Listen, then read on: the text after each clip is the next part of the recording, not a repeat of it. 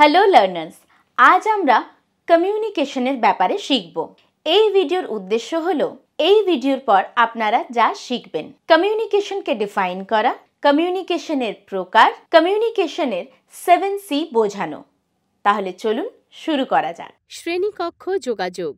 যোগাযোগের অর্থ হল এক ব্যক্তির কাছ থেকে অন্যের কাছে বোধগম্য তথা প্রেরণ এবং গ্রহণের প্রক্রিয়া হিসাবে যোগাযোগকে সংজ্ঞায়িত করা হয়। যোগাযোগের একটি গুরুত্বপূর্ণ বিষয় হল এটি সর্বদা কমপক্ষে দুইজন ব্যক্তিকে জড়িত করে, যেমন একজন প্রেরক এবং একজন প্রাপক। একটি বার্তা যোগাযোগের জন্য একটি মাধ্যম বা চ্যানেল, এবং অবশ্যই প্রেরক একটি প্রতিক্রিয়া প্রাপকের কাছ থেকে একটি প্রতিক্রিয়া হিসাবে দেখানো হয়েছে। যোগাযোগের উপাদান: মিডিয়া, বার্তা, তথ্যের বাহক। যোগাযোগের জন্য 4 ধরনের মাধ্যম ব্যবহার করা হয়।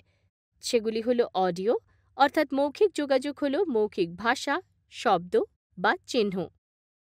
ছবি, অর্থ যা লেখা, মুদ্রিত কোনো ছবি, গ্রাফিক্স, প্রতীক ইত্যাদি।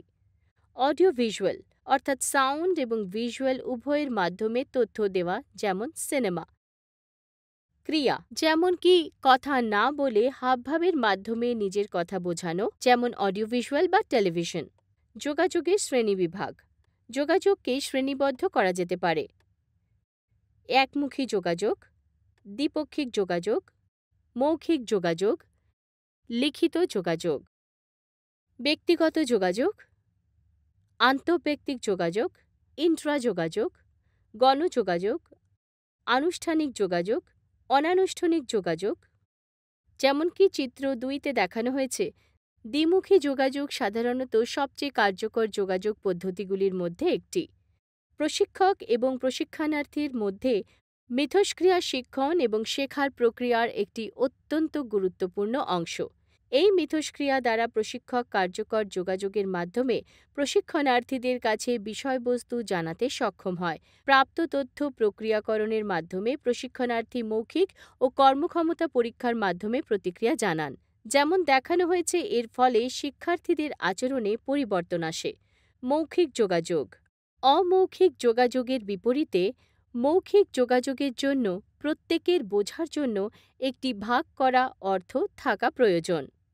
যোগাযোগের জন্য লোকেদের কেবল ভাষা নয়, সাংস্কৃতিক প্রেক্ষাপটও জানতে হবে।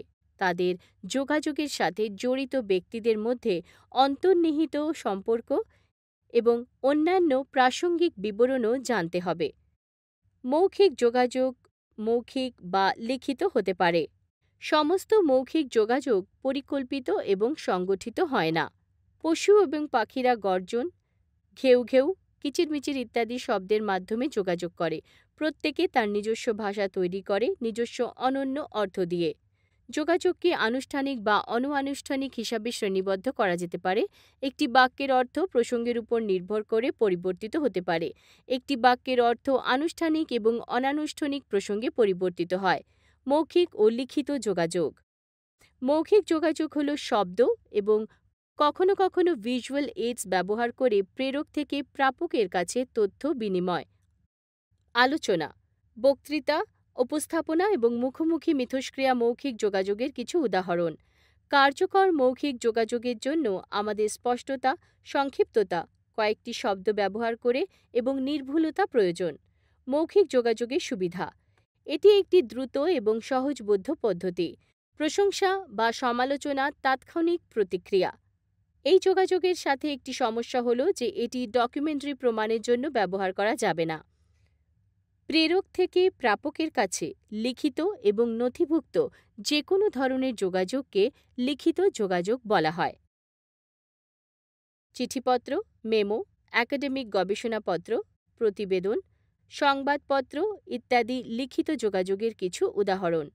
লিখিত যোগাযোগের রেকর্ড, প্রসঙ্গ এবং আইনি প্রমাণ প্রদানের সুবিধা রয়েছে। লিখিত যোগাযোগে স্পষ্ট, সঠিক এবং যৌক্তিক প্রবাহ বজায় রাখা অপরিহার্য। আমরা এই যোগাযোগের একটি তাৎক্ষণিক প্রতিক্রিয়া পাব না। এটির সীমাবদ্ধতা রয়েছে কারণ এটি শরীরের ভাষা এবং কণ্ঠস্বর থেকে অতিরিক্ত সহায়তা প্রদান করে না। যোগাযোগের 7C হল পরিষ্কার, সংক্ষিপ্ত, পরিচিত এবং কথোপকথন শব্দ চয়ন করুন। সহজ ভাষা ব্যবহার করে কার্যকর বাক্য তৈরি করুন। সম্পূর্ণ, সমস্ত প্রশ্নের উত্তর দিন। উদাহরণ দিন এবং চিত্রিত ভিজুয়াল উপকরণ ব্যবহার করুন। যখনই প্রয়োজন তখন একটু অতিরিক্ত দিন। 5W এবং 1H চেক করুন। কি, কেন, কখন, কে, কোথায়, কিভাবে। সঠিক, ভাষার সঠিক স্তর, প্রাসঙ্গিক ডেটা ব্যবহার করুন। অসাম্প্রদায়িক, ধর্মীয়, আঞ্চলিক বিষয় ব্যবহার করুন এবং দেখান। সংক্ষিপ্ত, বিভ্রান্তিকর বার্তা এড়িয়ে চলুন। অপ্রয়োজনীয় পুনরাবৃত্তি এড়ান। শুধুমাত্র প্রাসঙ্গিক তথ্য অন্তর্ভুক্ত করুন। বৃহত্তর কার্যকারিতা পরিচালনা করুন।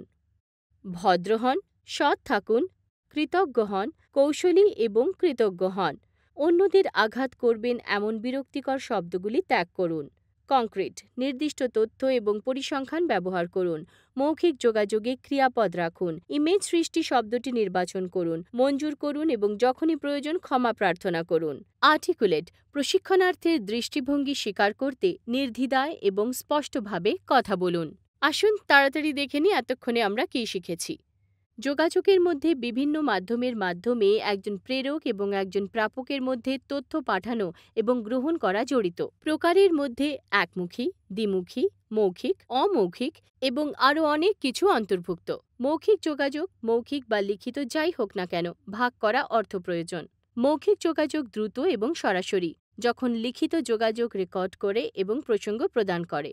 যোগাযোগের 7 C's হল স্পষ্টতা, সম্পূর্ণতা, সঠিকতা, সংক্ষিপ্ততা, সৌজন্যতা এবং সরলতা, যা কিনা সশক্ত যোগাযোগ স্থাপিত করার জন্য খুবই আবশ্যকীয়। আশা করি আজ আপনারা যা কিছু শিখেছেন তা খুব ভালোভাবে বুঝেও গেছেন।